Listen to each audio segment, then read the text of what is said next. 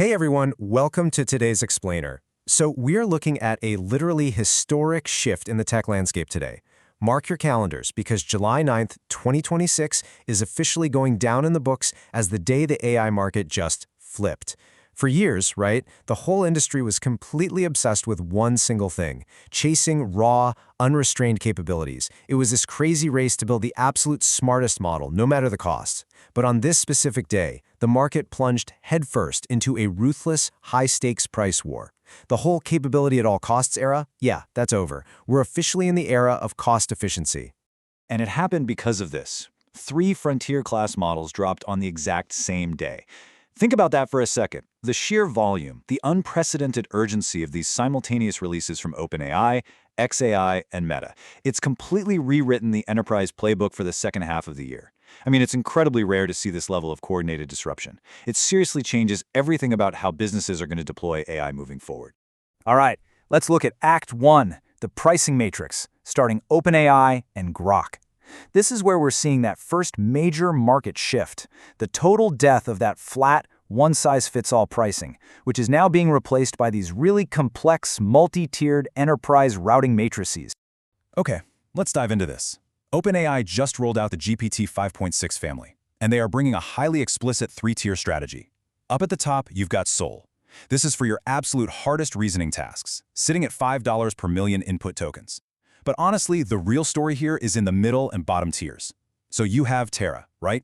Offering GPT 5.5 class performance at literally half the cost of the old flagship. It's basically the ultimate enterprise cost saver for your daily workloads. And then there's Luna, sitting at just $1 in, $6 out. This is a super aggressive countermove by OpenAI to directly undercut Chinese open-weight models. It lets companies compete on price while, keeping all their data locked down securely in a US-hosted stack. But hey, OpenAI definitely isn't operating in a vacuum here, because on that exact same day, SpaceX AI launched public access to Grok 4.5, and they're flashing numbers that you just cannot ignore. $2 in, $6 out. They are screaming this really clear message to the market, which is, in this new landscape, the price itself is the product. They're totally challenging the whole idea that premium performance actually requires a premium price tag. In fact, the launch came with this specific framing from Elon Musk. He called it an Opus-class model, but faster, more token-efficient, and lower cost. And you've got to remember, armed with a literal mountain of real developer data from that massive Cursor acquisition, SpaceX AI's strategy here is pretty brilliant. They're basically using real-world coding and prompt data to get incredibly close on performance. The whole goal? Make the enterprise conversation entirely about cost rather than capability. Because if the models are, pretty much close enough in smarts, well, the cheapest one is absolutely going to win the enterprise contract. So that brings us to Act 2, the agentic stack, featuring Meta. And Meta is making a massively disruptive play here.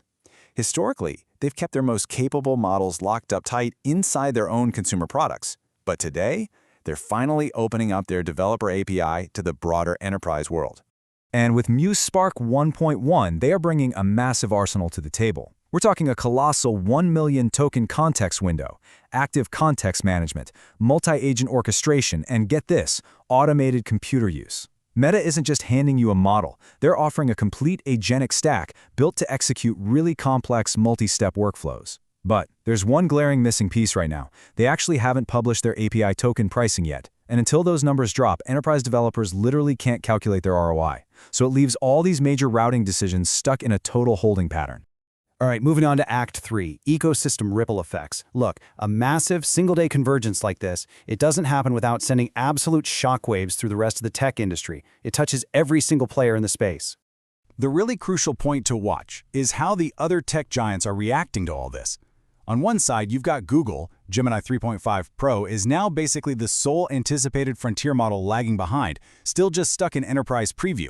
But then contrast that directly with Microsoft.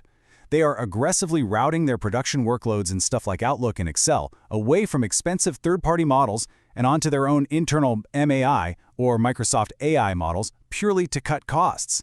And this brilliantly illustrates that even massive, incredibly deeply funded players are heavily rationalizing their AI spend right now. Efficiency is the primary directive.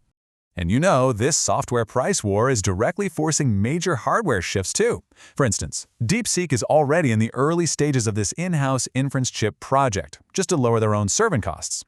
Meanwhile, memory giant SK Hynix, they're planning a massive $28 billion US IPO. Why?